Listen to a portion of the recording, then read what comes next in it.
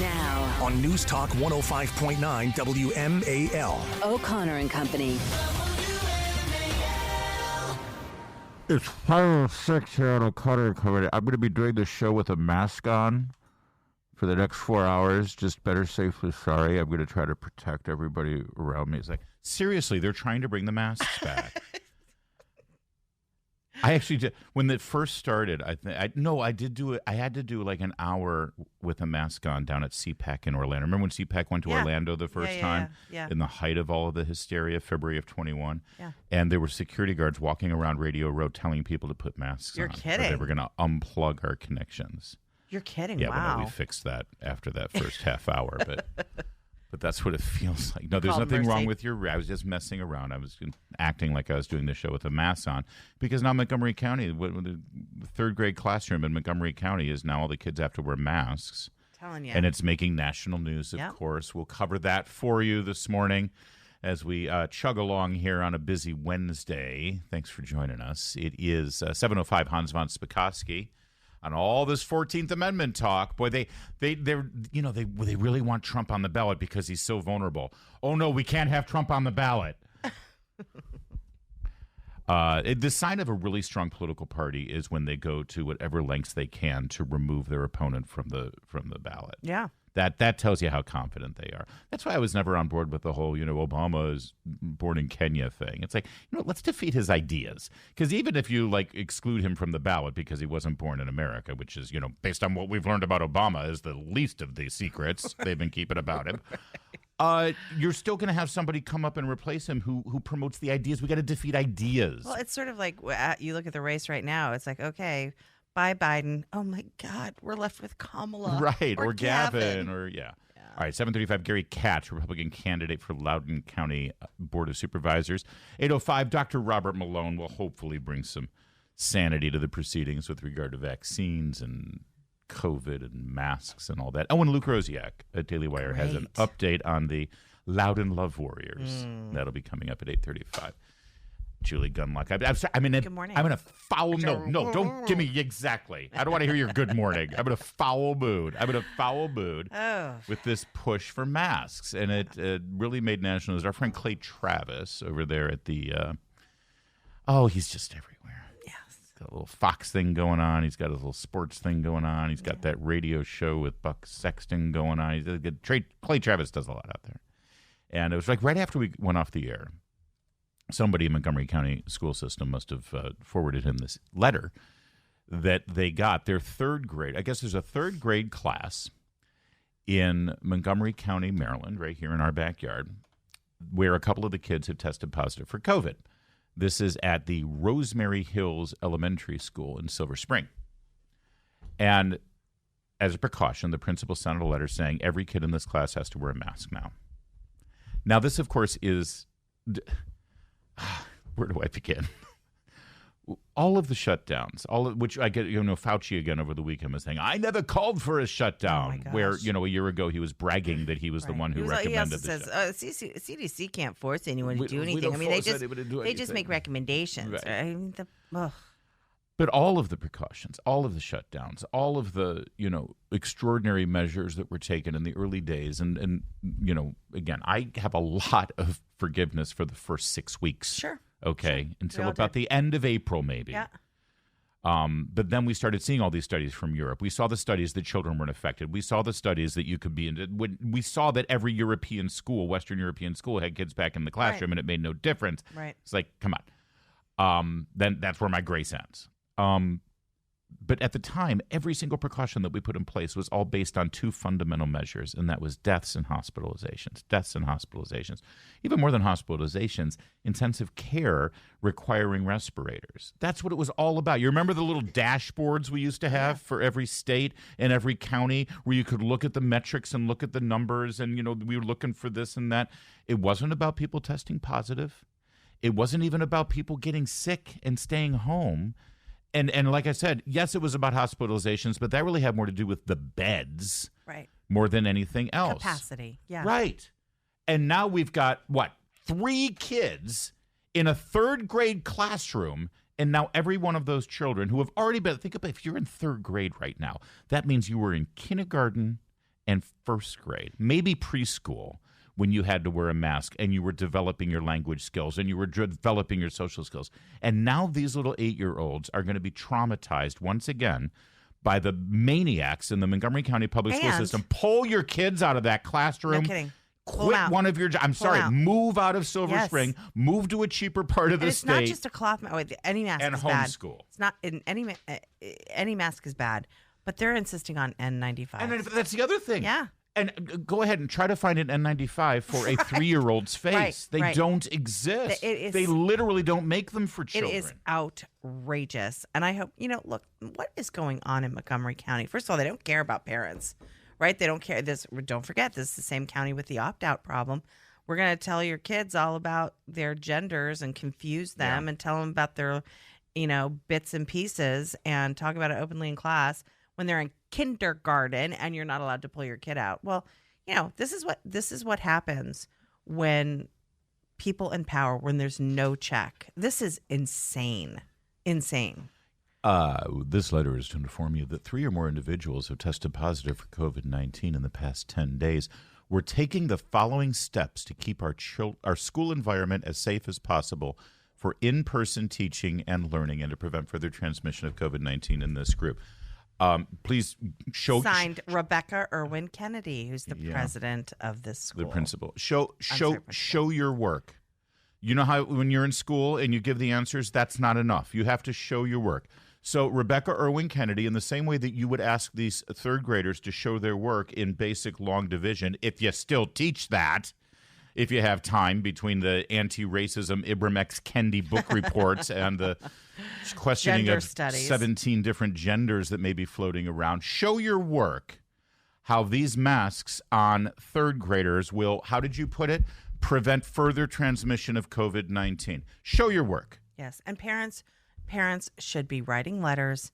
They should be standing up. They should be citing the Cochrane study, which found that this is the gold standard of scientific studies. And the Cochrane study found that masks to be totally ineffective. And wait. They actually found it especially ineffective with kids. With children. And honestly, how does this woman, Rebecca Irwin Kennedy, live with herself when she knows she's in an industry that focuses on kids? Yeah. And she knows what those masks did. Can I answer your rhetorical question of how she lives with herself?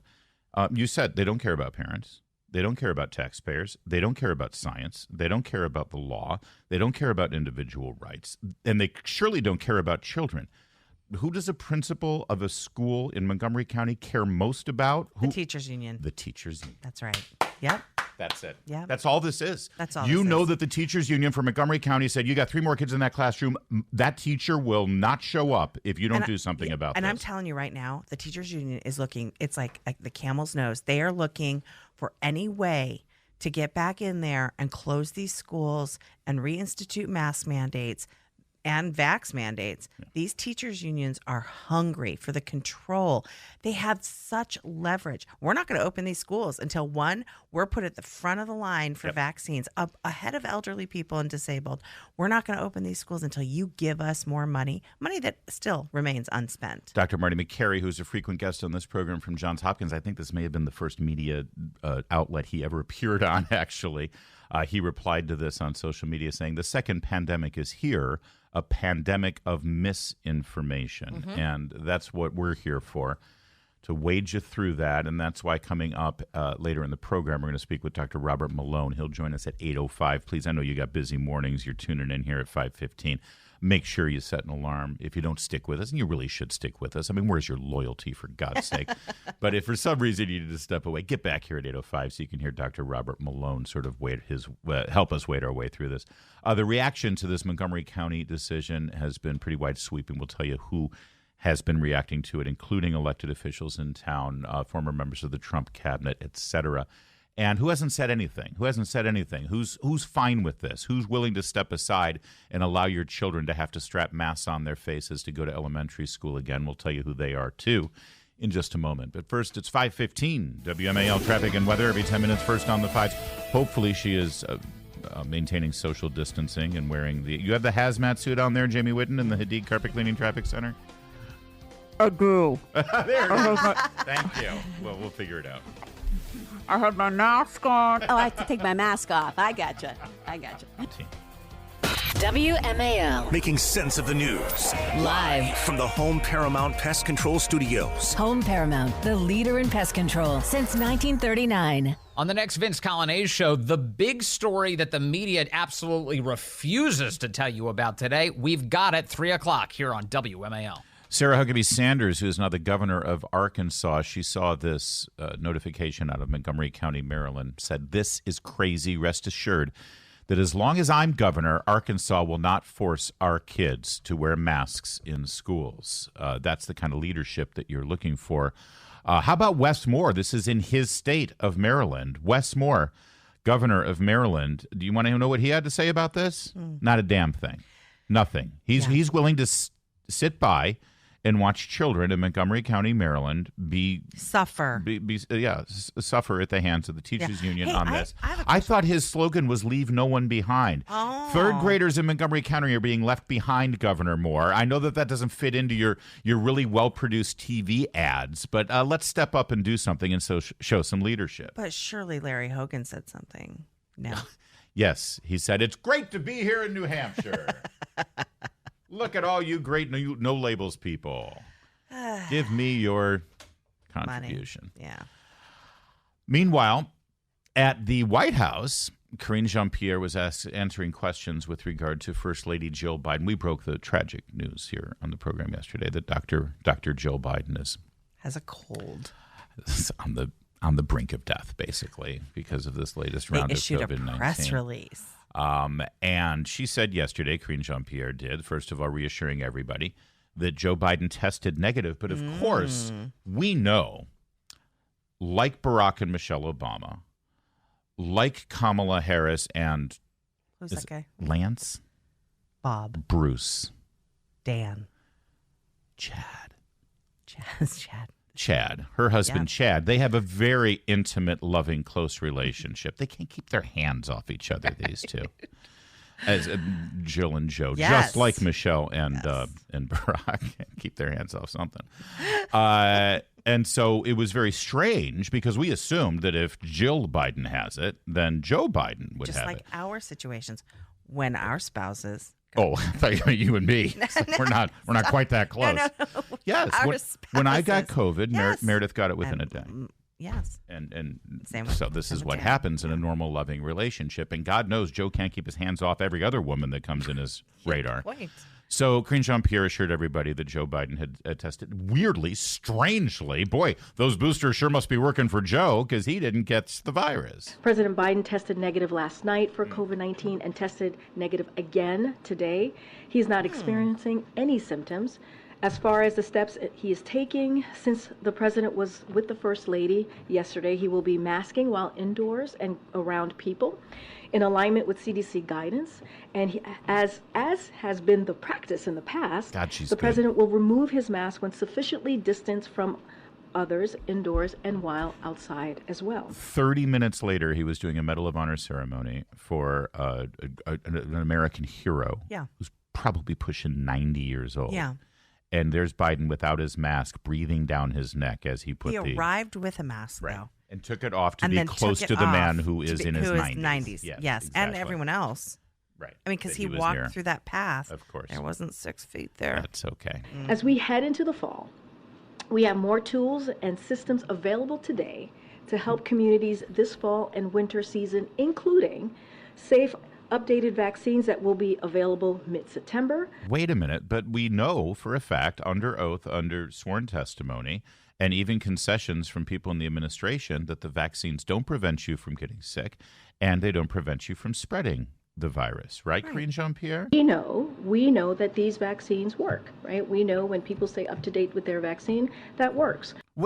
Define works! They just say the same thing. They haven't even revised their talking points. Yeah. All right. Well, that was yesterday at the White House, and we're already on guard for this because guess what? Because everyone's saying, "Oh, this is about next year's presidential election," and you may be right. It may be about that in particular. So there's no we can't have debates. We can't have any regular campaign. That you're right. You're probably right. But you're also getting a little too far ahead of yourself. Do you have any idea how important this November's election in Virginia is?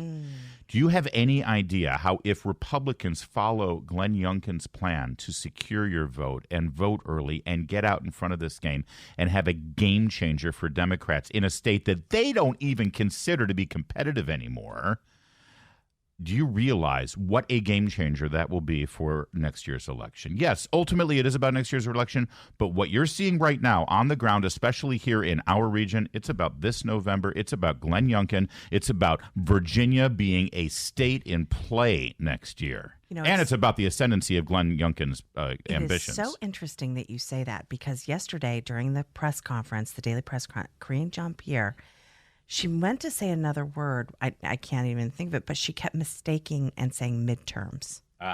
And there was something she was trying to say with this. I wish I could remember the word that she was trying to say, like midlife or something like that. But she kept saying midterms. Right. She said it twice. And at one point she was, why do I keep saying that? And everybody, of course, they give the polite chuckle. But it's so interesting, because that sort of stuck with me. That, boy, it makes me wonder how many meetings she's been sitting in where they're talking about. Oh, well, and we'll tell you about this later in the program. Joe Biden has authorized the DNC to infuse like a couple $1 million into the Virginia operation right now, because Youngkin is so kicking popular. their butt right now. Yes. And they are freaking out about this Virginia election. That's why we keep hammering it. That's why we keep having the candidates on here. Because if we don't win, we're going to get this. That's right. We're going to get this. And the only response is. Yes, I heard this morning on another podcast that this variant obviously is already sweeping the UK. They're considering having all their citizens in the UK mask up again. Guys, I am begging you, if you stood down in 2020, please stand up in 2023 when this hits our shores. Because if you think you lost freedom last time, it ain't going to be nothing compared to what they're going to do this time. And if we overwhelm these idiots and let them know that we will not do this, and those of us that stood last time don't have to stand alone, then we can beat this. We can actually beat them at their game this time. So please don't be a coward this time. Don't mask your kids up.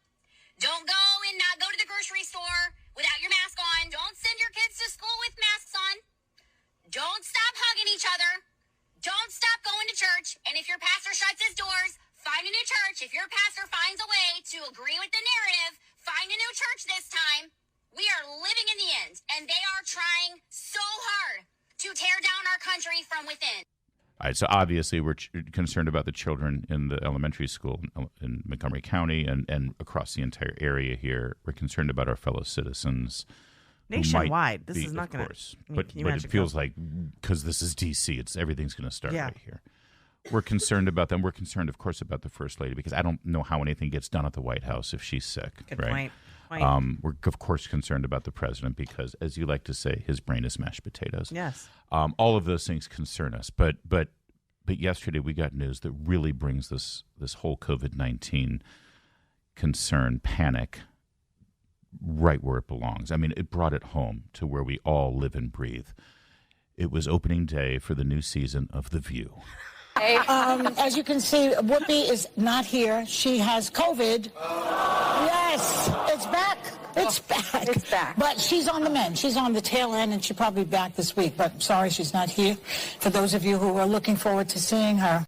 For those of you who are looking forward to seeing her. You can hear Alyssa Farrar in the back. It's back. It's back. It never left. It's a virus. Yes. It's never going to We're leave. living with it. That's what it's all about. Oh, God, they're morons. It's Stupid. 5:30. WMAL-FM Woodbridge, Washington, a Cumulus media station.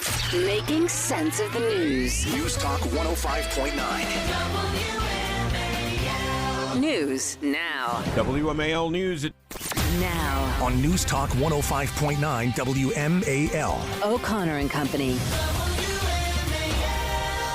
It's 5:37 on O'Connor and Company. Thanks for tuning in here on what will prove to be a very important Wednesday morning in our nation's capital as we try to push back with fervor against the march toward more pandemic lockdowns, because that's where this ends up, with lockdowns. It starts with the mess and the lockdowns. Lockdowns are coming, and we know a lot more now. We played that little rant from the woman on TikTok there right toward the end of the It was half good. hour. And the only thing, it was fantastic. That's why we played it. The only thing that I would quarrel with is that if you did adhere to a lot of the lockdown precautions and provisions, again, in the first 2 months, maybe even into the first 6 months, I don't think you were a coward because of that. Because, again, whenever the question of the vaccine comes up, I always say, listen, when I got my vaccine, I had two people telling me that it's a good thing to do, Joe Biden and Donald Trump, all right?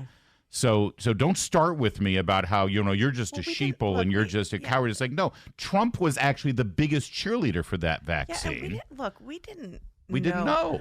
People, I always get angry when people forget just how awful, for instance, parents were treated. But then I remember, we really were scared. Yeah. Everyone was. And uncertain. And of course. And so everyone was giving that grace. Right.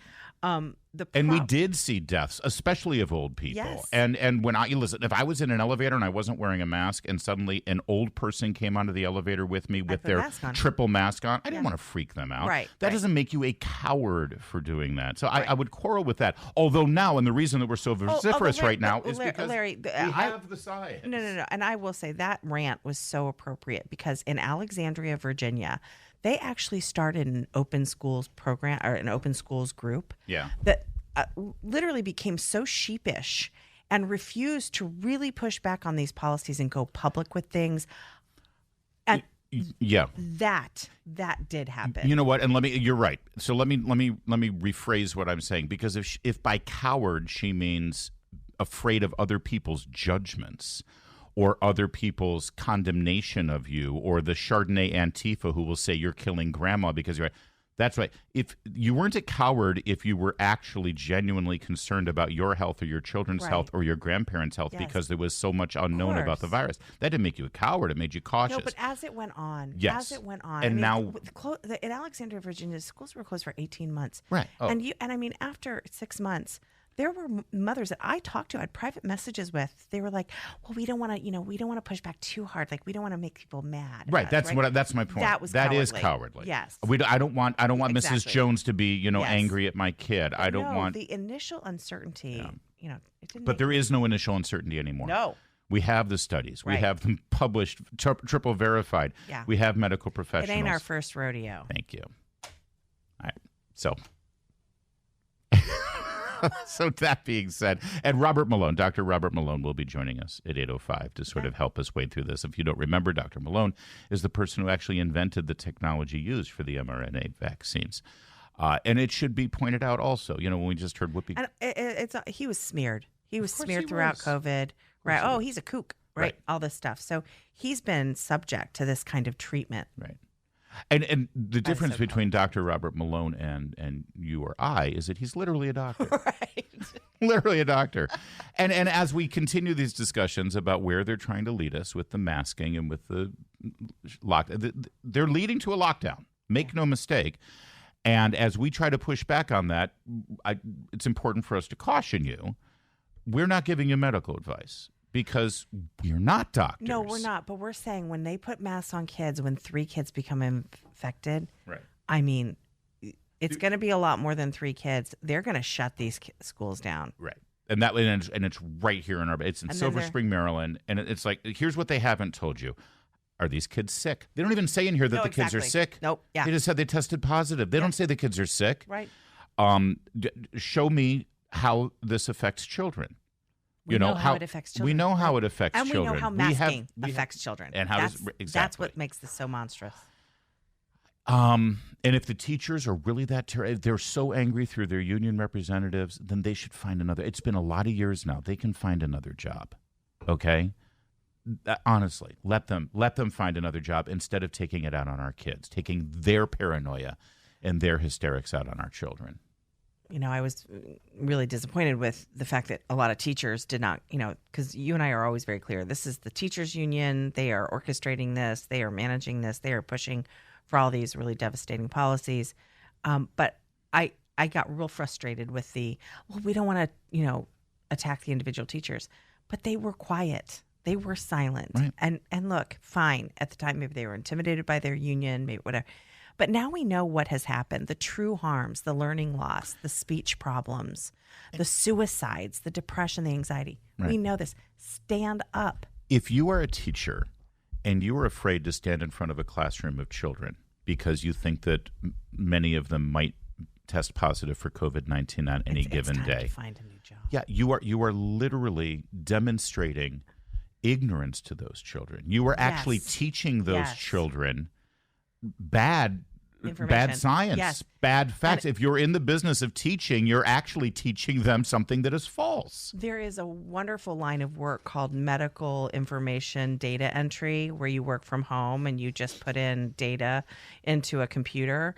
If you are a teacher who's afraid to stand in front of your class, your students, and teach, and you're filling them with fear and misinformation, data entry is a great option for you. Yeah. You should work from home in your safe little space and never venture from your house. And you know what? Actually, there's one other option for you. If you really do have this fear, you can wear the masks. You could wear 3 masks and the shield, the little Sure. plastic shield. I still see people who do that Although I don't like that either. That is conveying to scare the kids. Yes, I don't like that either. I get what you're saying. What I'm saying is don't take it out on the kids. I get it. I am concerned, so therefore the 38-year-olds in my classroom must now all suffer because of my fears. That's not being a leader. Well, it's That's also, not but being it's a also teacher. conveying a message. It is a teacher who stands there and conveys a message. It's just like when they put it the conveys pride. a message, It's when all they put the pride flag in there or the BLM flag. There are messages being sent, and yes, a teacher can put all that mask on. Don't put it on your kids, but you are conveying a message by putting 3 masks and a head shield on, and so I don't want that either. I want this is not normal. This return to COVID measures, and I think that's the problem. It's 5:44. AM radio provides always-on news, sports, talk, traffic, and weather reports. And it's also a vital service that provides important emergency information when your community needs it most. Tell Congress you need AM radio to stay in your car. Because when cell phones and the internet are down, this free emergency service is critical. Text AM to 52886 and tell Congress we need AM radio in cars. Message and data rates may apply. You may receive up to 4 messages a month, and you may text STOP to stop. This message furnished by the National Association of Broadcasters. And let's shift a little bit from one hysteria, the push for a lockdown, to affect the November elections in Virginia. Make no mistake, that's a big part of this. To another bit of hysteria to affect the 2024 elections, and that has to do with the 14th Amendment, the call for the triggering of the 14th Amendment to keep Donald Trump off of the ballot. Now, we talked about this yesterday with Joe DeGenova. And to just, because everyone's saying 14th Amendment, as if everybody knows, and our listeners are incredibly intelligent, but just in case you hadn't noticed this part of it, there is one provision in the 14th Amendment coming off of the Civil War that says if you led an insurrection or participated in an insurrection against the Constitution, you are ineligible to hold federal office. Right. All right. By the way, even that in the federal amendment has a get-out-of-jail-free card. If 2/3 of Congress elects to override that, you can run for office. Sure. So even that they recognize. Right. Even that is like, well, if Jefferson Davis really, builds some support, I guess we could get right. All right. So now we've got states, individual states, who are deciding that or vocalizing that they're flirting with the idea of keeping Donald Trump off of the ballot for the primaries and for the general election next year, should he win the nomination, based on this clause in the 14th Amendment, because clearly he led an insurrection. Now, a couple of things that you need to know about this. Number one, as I mentioned earlier in the program, this is a sure sign that the Democrats are freaking the F out. Oh, yes. Because the sign of a really strong political party generally isn't, let's do whatever we can to keep our opponent off the ballot. Let's please the voters. Yeah. Exactly. They could try that. Right. Why don't you, if Donald Trump is so odious, then you should be happy to run against him, because you'll win a 50-state landslide. If you have a great record, right, stand up for it. But instead, they're terrified of you, right, the people, actually saying, no, actually, this is the guy we want. All right. Nothing says democracy like the Democratic Party trying to basically tamper with the election by keeping someone off. I remember having a dialogue with my children. My children, we were in Ireland, and we talk about things, right? I have an 18-year-old and 24-year-old. And they were genuinely saying, Dad, why is it okay for somebody who's been indicted or even convicted to run for office? And I said, that's a really good question. And it has to do with the Constitution. Easily our founders could have put that in the Constitution. You're ineligible if you're convicted. But you know why? Because the law can be politicized. And now if it were against the law to run for office, if you've been convicted, indicted. Everyone will be indicted. Just like how easily they indicted Donald Trump here. How easily they indicted Ken Paxton in Texas. What does the Constitution say? The Constitution says you have to be a certain age and you have to be a natural-born citizen. But period. It also says you have to be convicted of a crime, right? No. Not even convicted, because you can get a jury in D.C. to convict somebody. Yeah. No, even if you're convicted of a crime. The only thing making you ineligible to be president is, number one, if you're younger than 35. Number two, if you're not a naturally born citizen. And based on the 14th Amendment, Clause C, if you led an insurrection against the Constitution. But that's what I mean. But he wasn't convicted of that in the Senate. Not only that, but that's never actually been employed, triggered. That's right. Ever. But my kids were just not even asking about insurrection. They were just saying, you don't want a felon to be president. I said, well, actually, because the law is so politicized in our history and our founders knew that, they kept that up. Because here's the bottom line, and I said this to my children, when push comes to shove, you always default back to the wisdom of the people. We the people. So if we the people in this country determine in our wisdom that, yes, we want to elect a convicted felon, then gosh darn it, but I didn't say gosh darn it at the time, the people will prevail. Yeah. Because that's what our founders always intended. That's why it's the first three words in the Constitution. I assure you these debates happened at the time. Yeah. And at the time, Hamilton and Madison and Washington and everybody who was involved in this, they knew how highly, because they just came from a highly politicized environment as colonists. Where they could be thrown in jail. Thrown in jail at a moment's notice. Yes. And you would lose all your rights. For printing something that was critical of the king. And so every time this discussion came up, it's like, wow, should we really allow somebody who's been convicted of a crime to hold federal office? And the answer is yes. If the people say yes, then yes. Except now the Democrats don't want the people to even have a chance.